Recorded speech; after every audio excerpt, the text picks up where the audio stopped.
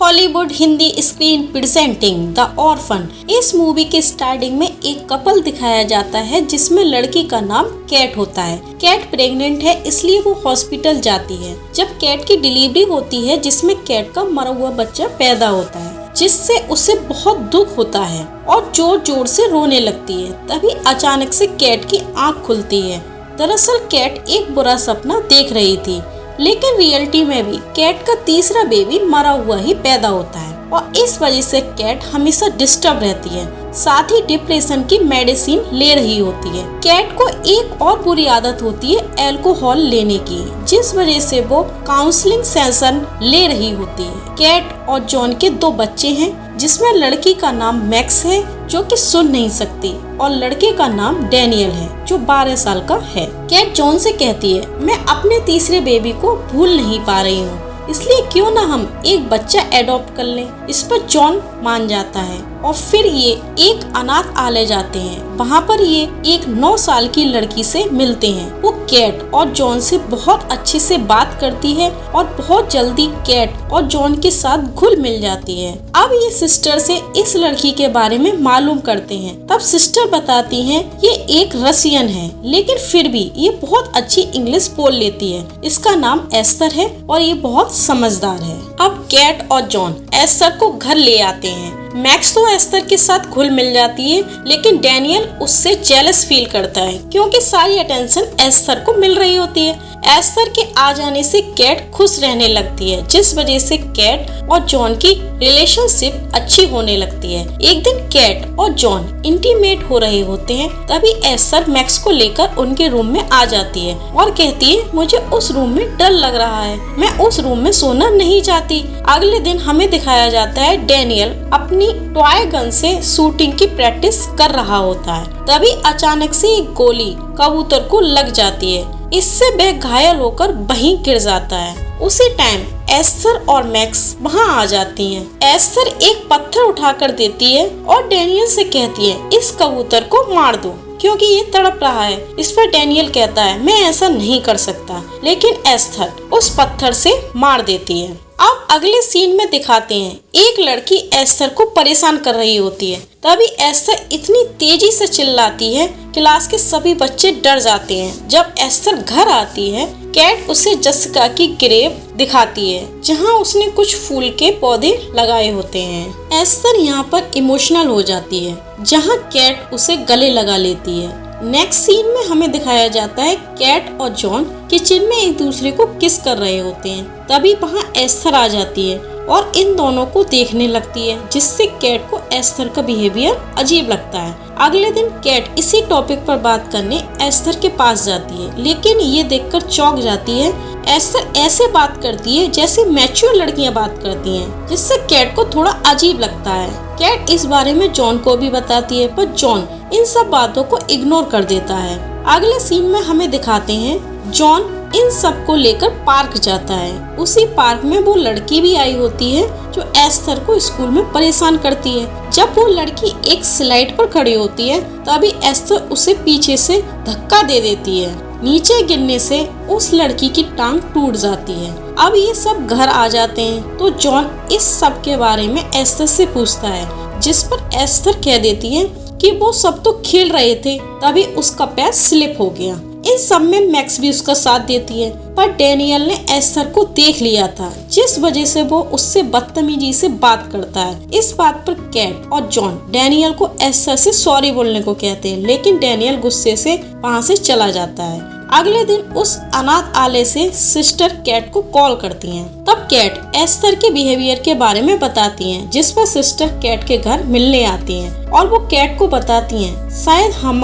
शायद हमसे कोई बहुत बड़ी मिस्टेक हुई है, क्योंकि एस्थर का कोई भी रिकॉर्ड हमारे पास नहीं है, जिससे हो सकता है एस्थर में कोई प्रॉब्लम हो। साथ ही जब भी अनाथालय में कोई अजीब घटना होती थी तो एस्थर वहाँ पर जरूर पाई जाती थी और वो इतनी चालाकी से झूठ बोलती थी कि कभी भी वो पकड़ी नहीं जाती थी। कैट ये सब जानकर बहुत हैरान होती है, लेकिन जॉन इन सब बातों पर यकीन नहीं करता। एस्थर भी इन सब बातों को सुन लेती है और मैक्स को लेकर घर के बाहर चली जाती है। जब सिस्टर गाड़ी से वापस जा रही होती हैं, तभी अचानक चुपके से एस्थर मैक्स को सिस्टर की गाड़ी के आगे धक्का दे देती है। सिस्टर जब गाड़ी से बाहर आकर मैक्स को देखती हैं, तभी एस्थर पीछे से सिस्टर पर रॉड से कई बार करती है, जिससे सिस्टर की मृत्यु हो जाती है। इस सब से मैक्स बहुत डर जाती है। अब एस्थर सिस्टर की बॉडी को वहीं छुपा देती है और डैनियल के ट्री हाउस में रॉड और कपड़े छुपा देती है। जब एस्थर ट्री हाउस से नीचे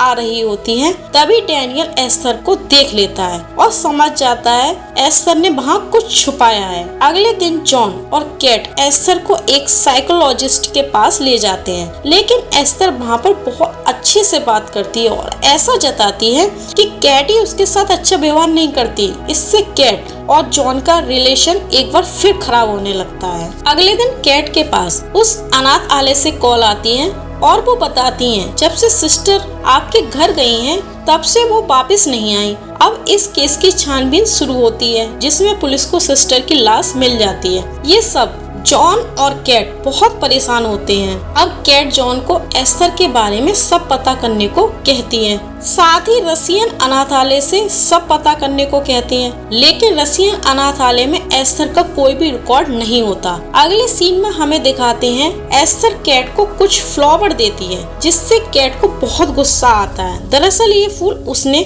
जसिका की कब्र से लिए होते हैं। अब कैट एस्थर का हाथ पकड़कर नीचे गिरा देती है। उसी टाइम जॉन भी वहाँ आ जाता है और कैट को डांटता है। अब एस्थर खुद को चोट पहुंचाकर जॉन को दिखाती है और बताती है ये सब कैट ने किया है। इससे जॉन कैट के बीच लड़ाइयाँ बढ़ जाती हैं। कैट इन सब बातों से परेशान होकर 2 वाइन की बोतल ले आती है, लेकिन वो खुद पर कंट्रोल करती है और वाइन नहीं पीती। अगले दिन कैट डैनियल को स्कूल छोड़ने जाती है। जब कैट डैनियल को गेट पर छोड़ती है, तभी एस्थर कैट की गाड़ी का हैंड ब्रेक हटा देती है, जिससे गाड़ी तेजी से पीछे की ओर जाने लगती है। गाड़ी में मैक्स भी होती है। कैट गाड़ी के पीछे भागने लगती है, लेकिन मैक्स की किस्मत अच्छी होती है कि गाड़ी बर्फ से टकराकर रुक जाती है। अगले सीन में हम देखते हैं जॉन ने कैट की काउंसलर को घर पर ही बुला लिया है। दरअसल इसकी वजह ये होती है कि एस्थर ने जॉन को बता दिया होता है कि कैट रात को वाइन की बोतल लेकर आई थी। कैट जॉन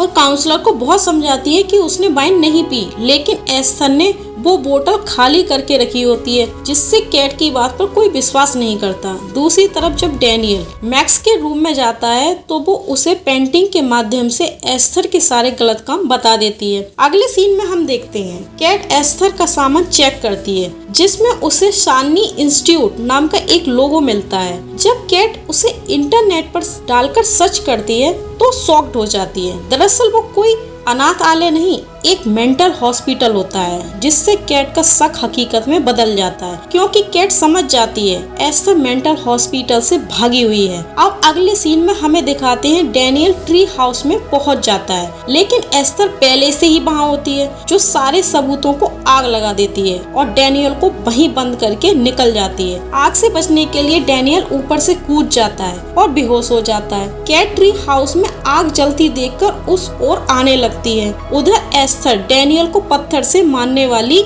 होती है, तभी कैट की छोटी बेटी उसे धक्का देकर गिरा देती है। अब कैट डैनियल को लेकर हॉस्पिटल आ जाती है और जॉन को ये सारी बात बताती है, लेकिन जॉन कैट की बात पर विश्वास नहीं करता। अब रात को एस्थर फिर से डैनियल को मारने की कोशिश करती है, लेकिन वो नर्स के आने से बच जाता है। अब कैट एस्थर को हॉस्पिटल में सबके सामने एक चांटा मारती है, लेकिन जॉन उसे बचा लेता है और कैट को नींद का इंजेक्शन लगवा देता है, जिससे वो सो जाती है।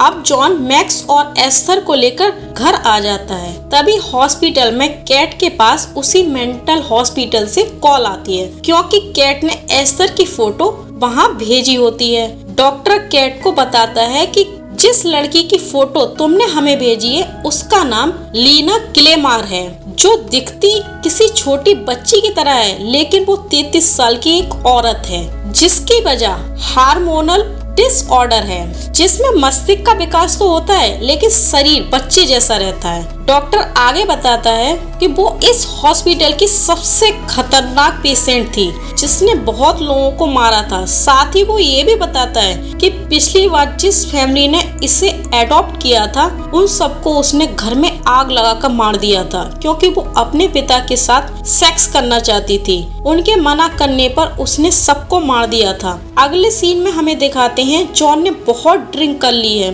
तभी एस्थर एक सेक्सी ड्रेस पहनकर जॉन के सामने आती है और जॉन के प्राइवेट पार्ट को टच करने लगती है। इससे जॉन एस्थर को डांट देता है और कहता है ये सब गलत है क्योंकि वो एस्थर को अपनी बेटी ही मानता है, जिससे एस्थर नाराज होकर अपने रूम में चली जाती है। अब जॉन उसे समझाने उसके रूम में जाता है तो वो देखता है उसकी दीवार पर गंदी फोटो लगी होती है जिससे जॉन को कुछ अजीब लगता है। तभी कैट जॉन को ये सब बताने के लिए कॉल करती है। जॉन कॉल उठाने के लिए नीचे आता है और तभी पीछे एस्थर चाकू से जॉन पर हमला कर देती है और तब तक मारती है जब तक वह मर नहीं जाता। मैक्स ये सब देख लेती है और छुप जाती है। उधर कैट भी अब अपने घर की ओर निकल पड़ती है और पुलिस को भी इन्फॉर्म कर देती है। जब वह घर पहुंचती है तो देखती है उसके सामने जॉन की लाश पड़ी हुई है, जिसे देखकर वो टूट जाती है और रोने लगती है। तभी उसे मैक्स का ख्याल आता है और वो उसे ढूंढने लगती है, लेकिन एस्थर कैट को गन से शूट कर देती है जिससे कैट जख्मी होकर गिर जाती है। इसी बात का फायदा उठाकर मैक्स ग्रीन हाउस में जाकर छिप जाती है। एस्थर अभी भी मैक्स को ढूंढ रही होती है। तभी कैट मैक्स को छिपे रहने का बोलकर एस्थर का ध्यान भटकाती है और एस्थर जब कैट के नीचे होती है तो कैट कांच तोड़कर एस्थर के ऊपर कूद जाती है जिससे एस्थर बेहोश हो जाती है। अब पुलिस भी वहां पहुंच जाती है। अब कैट मैक्स को लेकर बाहर की ओर भागती है। तभी एस्थर पीछे से आकर कैट पर चाकू से हमला करने लगती है और तभी मैक्स गन उठाकर एस्थर को शूट कर देती है, लेकिन गोली एस्थर को न लगकर उस बर्फ को लग जाती है जहां कैट और एस्थर होते हैं, जिसमें वहां की बर्फ टूट जाती है और कैट और एस्थर नीचे पानी में गिर जाते हैं। लेकिन किसी प्रकार से कैट बाहर निकल आती है। तभी एस्थर एक बार फिर पीछे से आकर कैट का पैर पकड़ लेती है और कहती है मॉम मुझे यहाँ अकेला मत छोड़ो। लेकिन कैट बहुत तेज से अपना पैर एस्थर के फेस पर मारती है जिससे वो पानी में डूबकर मर जाती है और कैट अपनी बेटी को लेकर वहाँ से निकल जाती है और इसी के साथ ये मूवी एंड हो जाती है।